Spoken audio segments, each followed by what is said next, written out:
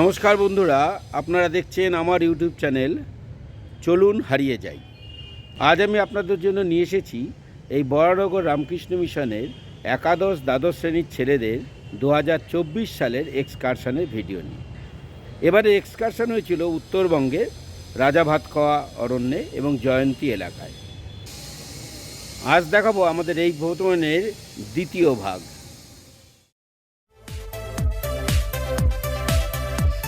আমি দেবাংশ, নিতান্তই সাধারণ এক পর্যটক। আসুন আমার ক্যামেরার চোখে চোখ রেখে একসাথে হারিয়ে যাই ভালো লাগার এক আশ্চর্য জগতে, যেখানে পরতে পরতে মাখানো আছে সুখ।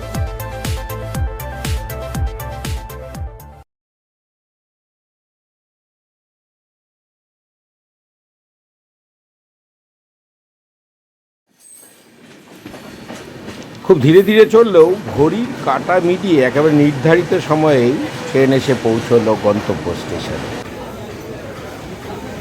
স্টেশনে নামার পর সবাই নেমেছে কিনা সেটা ভালো করে মিলিয়ে দেখা হলো। তারপর আমরা যাব আমাদের গন্তব্যের দিকে। সব বাদন নেমেছে কিনা এবার গুনে দেখতে হবে। হনুমান শুমারি শুরু হবে। এই সব হনুমান নেমেছে, হুপ করে ছাড়া দাও, হুপ করে ছাড়া দাও। চুপ, হুপ করে ধরতে হবে তোমাদের। জাতীয় দিব্য সাহেব সব তাড়িয়ে গর্জন করে সবকে তাড়িয়ে নিয়ে চলেছেন। মান্না স্যারের তত্ত্বাবধানে এক এক করে সব এদেরকে সব অটোতে তোলা হচ্ছে। সবার সব মালপত্র ঠিক করে রাখা হচ্ছে স্যারেদের তত্ত্বাবধানে। বাদরগুলোকে গুনে গুনে খাঁচায় ভরা পর এবার ট্রেনাররাও খাঁচাস্থ হয়েছে। আমাদের সব কাজেই উত্তম পারদর্শী বোঝাই যাচ্ছে। এখানে অটোতে হাতে একেবারে প্রফেশনাল ওয়েতে ধরেছে।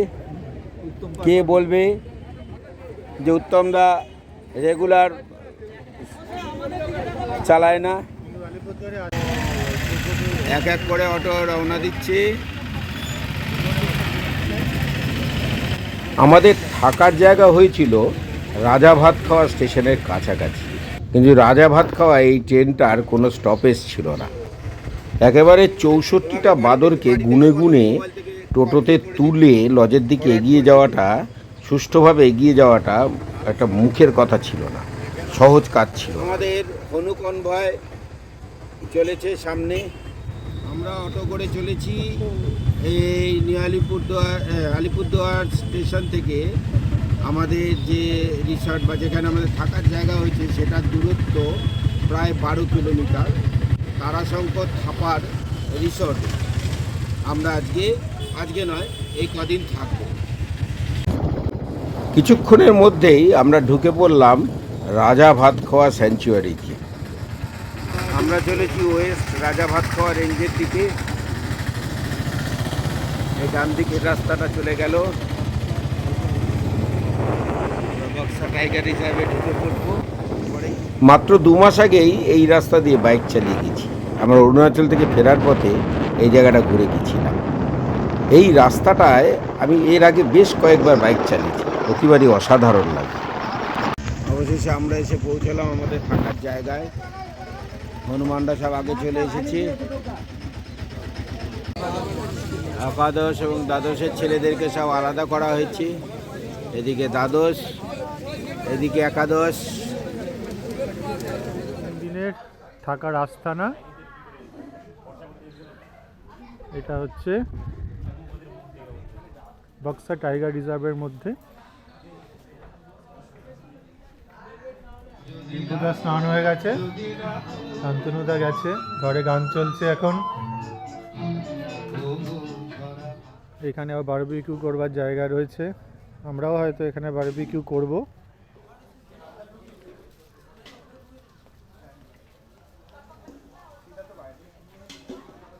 সুন্দর জায়গা, অনেকটা বড় লন। এখানে বসে দারুণ গান বাজনা হবে। দোলনা রয়েছে, বাচ্চারা আসলে তো খুব মজা পেত। আমাদের বুড়ো বাচ্চারাও নিশ্চয়ই এখানে দোল খাবে। সুন্দর বসার ব্যবস্থা। পিছনে বাগান।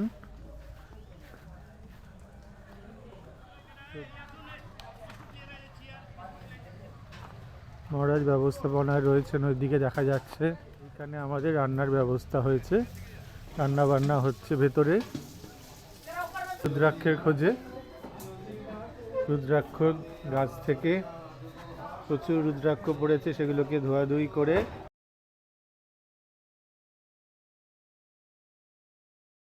প্রসেসিং করা হয়েছে।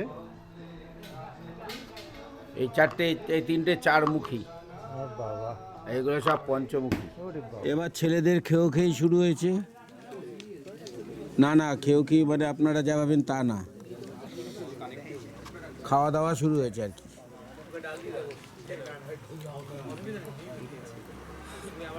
হলুদ রঙের বেগুনি কি করে হয়?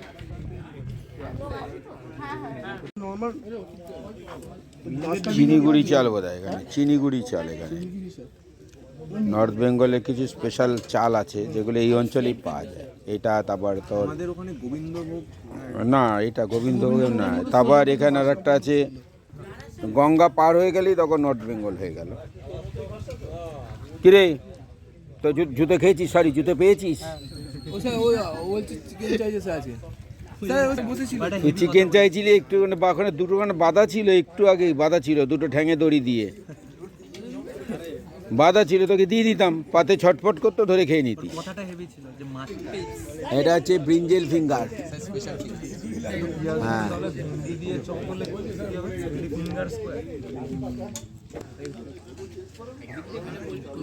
দাদা দেখে শুনে খাবেন, লজ্জা পাবেন না, নির্লজ্জের মতো খাবেন। একান্ত আপনার ভাতে যে ঝরে পড়ছে একান্ত আপনার ভাত ঝরে পড়ছে। এক প্লেটে 300 গ্রাম চাল।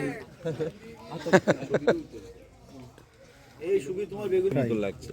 না, এটা তপসে ফ্রাই ফেললে হবে না, এটা হচ্ছে বেগুনের ফিঙ্গার। ফিশ ফিঙ্গার হতে পারে, ব্রিঞ্জেল ফিঙ্গার হবে না।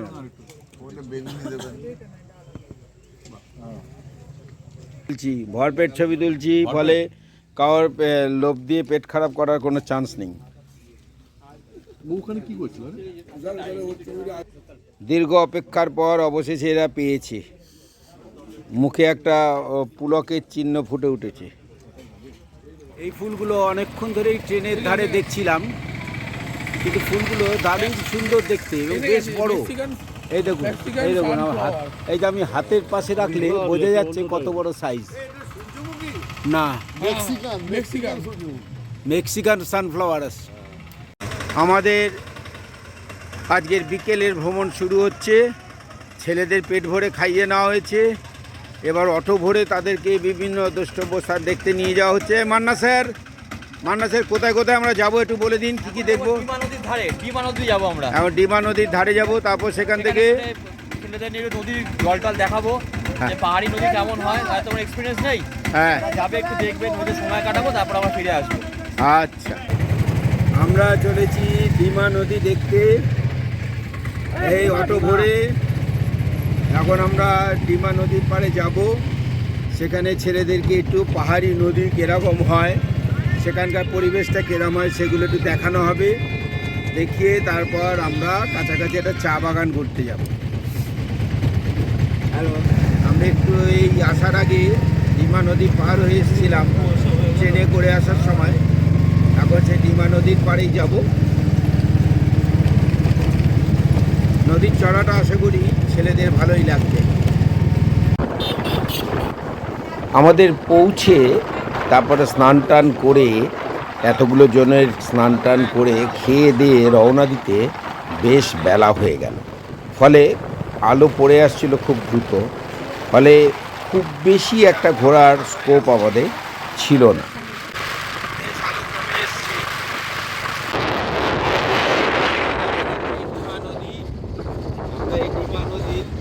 যাব, ওইদিকে দেখা যাচ্ছে রেল ব্রিজ। ওই রেল ব্রিজ দিয়েই আমরা সকালবেলা এই নদী ক্রস করেছিলাম। ডিমা নদী পার হয়ে এসে আমরা একটা চা বাগানের কাছে এসে দাঁড়ালাম। এখানে বোর্ডে লেখা আছে নো এন্ট্রি উইদাউট পারমিশন। তাই আমাদের তাহলে আমাদের হনুমানকুল এখানে দাঁড়িয়ে আছে, তারা কিন্তু খুবই বাধ্য, সেই জন্য কেউ ঢোকেনি। আমরা একদল হনুমান নিয়ে চলে এসেছি চা বাগানে। এই যে একটা মুখবন্ধ হনুমান, পেছনে দুটো আঙুল তোলা হনুমান, আর ওখানে মহারাজের নেতৃত্বে অজস্র হনুমান। আমরা একটা চা বাগানে ঢুকে পড়েছি। এই চা বাগানে এটা খুব নিস্তব্ধ আর খুব ঘন সবুজ চা গাছগুলো। আর দু একদিনের মধ্যে এখানে পাতা তোলার কাজ শুরু হবে। নো এন্ট্রি লেখা ছিল, কিন্তু তবু আমরা টোটোওয়ালাদের কথা শুনে ভেতরে ঢুকে পড়লাম। না ছিললে কোনো অসুবিধে নেই। আমরা চলেছি ডিমা নদীর পাড়ে। এই ডিমা ব্রিজের পাশ দিয়ে বাদিকে নেমে গেলাম।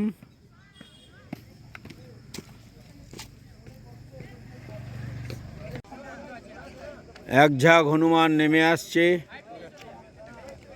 নদীর দিকে।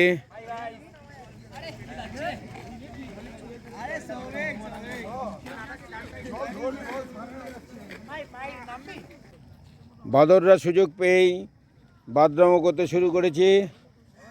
তারা পৌঁছে গেছে ওপারে নদীর বেডে।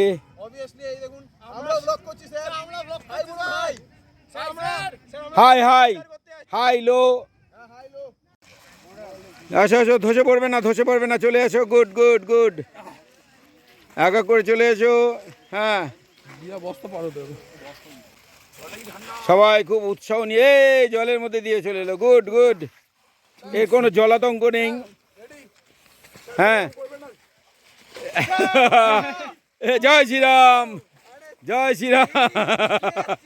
হনুমানকুল এক এক করে পেরিয়ে আসছে। সেতু বন্ধন হয়ে গেছে, রামচন্দ্র সেতু বন্ধন করে দিয়েছে। এবার হনুমানরা সব এগিয়ে আসছে। আমরা দাঁড়িয়ে আছি নদীর চরে। এখন আলো প্রায় কমে গেছে, খুব সামান্য আলো আছে। ওখানে পেছনে দেখতে পাচ্ছেন সব বাদররা কিরম লাফালাফি করছে। এখন বাদরদেরকে দেখা যাবে না ক্যামেরায়, কারণ ওরা পেছনের দিকে আছে। এবার বাদরদের দেখা যেতে পারে। আমার পেছনে দেখুন প্রচুর বাদর আছে, যারা আমাদের নেতৃত্বে এখানে এসেছে, কারণ নিজেকে রামচন্দ্র রামচন্দ্র মনে হচ্ছে। এই সময় একটু আলো থাকলে বা দুপুরবেলা এলে এই জায়গাটা এরা খুব এনজয় করতে পারত। এখানে বেশি জল নেই, চলে আসতে পারিস, চলে আয়। এই তো এই তো এই তো, কয়টুকুনি জল, কিন্তু জলটা খুব আরামদায়ক, ঠান্ডা না? আমাদের আজকের মতো ভ্রমণ শেষ। এবার সব বাদরগুলোকে গুনে খাঁচায় ভরে আমাদের ফিরে যাওয়ার পালা। হ্যাঁ, সব বসে আছে তেলে ভাজার জন্য, স্ন্যাক্সের জন্য দাঁড়িয়ে আছে। চা খাওয়া হয়ে গেছে। এখানে আবার 3 পাত্তির আসর বসিয়েছে। কি সব উনো বুনো খেলছে, কি সব উৎকট খেলা। আমাদের আজকে অরিজিতের জন্মদিন, তা আমাদের ইনস্ট্যান্ট কেক জোগাড় করা হয়েছে। এখনই কেক কাটা হবে।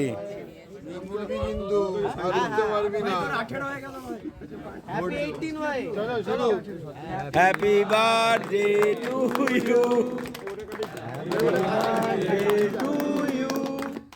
Happy birthday dear Arijit, happy birthday to you. নিন নিন নিন, আপনি একটু খাইয়ে দিন ওকে। হ্যাঁ, ওকে খাইয়ে দিন। সবই সবই সবই প্রসাদ, সবই প্রসাদ।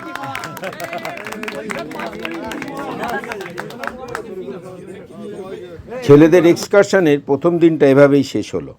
আগামী দিনের ভিডিও পরবর্তী ভিডিওতে দেখতে পাবেন। তাহলে আজকের মতো বিদায়, শুভরাত্রি।